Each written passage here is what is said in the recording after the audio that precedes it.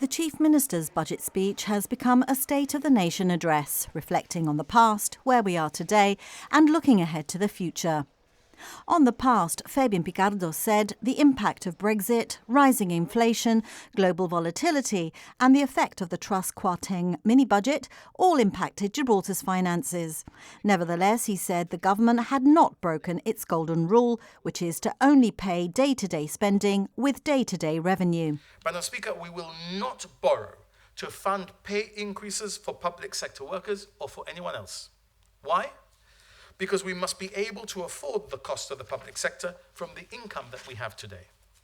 I will not ask my children to fund my income today by paying for that borrowing when they are older. That would not be fair. But it would be fair to borrow to fund schools, a power station, new health facilities, things that will last for 50 years, and to fund the cost of a once-in-100-year pandemic. Mr. Picardo acknowledged the impact of the uncertainty over a treaty, but he said he was optimistic a deal would be done in the coming months and that meetings will resume soon. I believe that the negotiations are likely to come to a successful conclusion in coming months. Of course, the result of the British general election later this week will impact the timetable of the next high-level ministerial meeting. I nevertheless believe that this will happen very soon, and it will be possible to deal with all issues that concern all of the relevant parties. And so, Madam Speaker, I want to give confidence, both in saying that we remain on the cusp of being able to finalise arrangements, but also in saying that we will walk away from arrangements which are not safe, secure and beneficial, and which might somehow prejudice exclusive British sovereignty over Gibraltar. Before launching into the state of the economy, the Chief Minister reminded the House that the GSD had approved the COVID debt of £500 million, which it continues to repay, but having avoided recent high interest rates by not entering into a long-term repayment plan. He said 10% of this year's surplus will go towards the repayment of this debt. So when we're talking about repaying the £500 million, Madam Speaker, we're talking about repayment of the extraordinary, multi-generational COVID debt that we incurred with the express support of the Leader of the Opposition and Mr. Clinton and indeed honourable members opposite. Now it is important when we hear from honourable members opposite when they talk about how high debt is, etc. They are agreed with our incurring the £500 million COVID debt.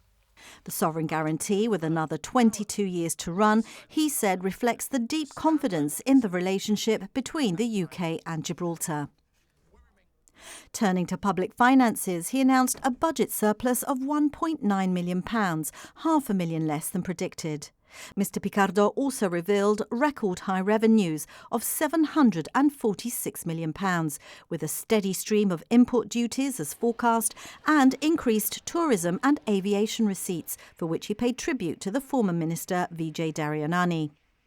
On expenditure, he said this had been well managed, with departmental expenditure coming in at £635 million, which is 10% over the estimate. The lion's share of the overspend, almost £58 million, went to health, elderly care and the care agency. Across these three areas, there's been an overspend of over £45 million in the GHA, £2.4 million in elderly care and £11.6 million in respect of the care agency. The fact is that, Madam Speaker, we continue to give the best care and service to the people of Gibraltar. And this comes at a cost, which we sometimes cannot project more accurately for. The provision of new services sometimes brings additional costs.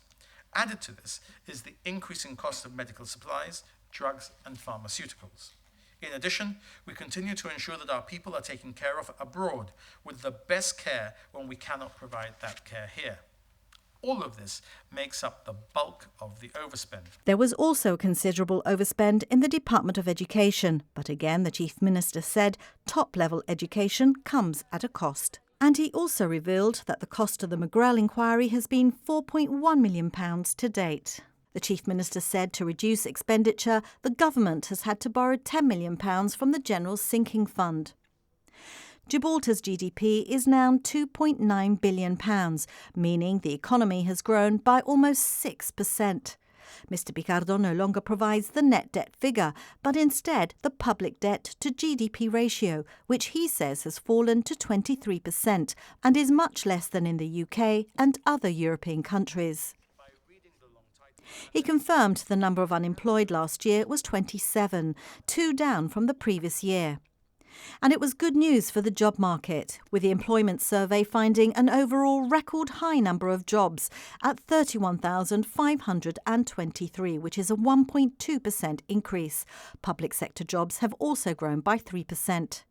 Average earnings increased by 5.7% to 36,000 last October. In respect of the savings bank, the reserve is now £76 million, up from £67 million.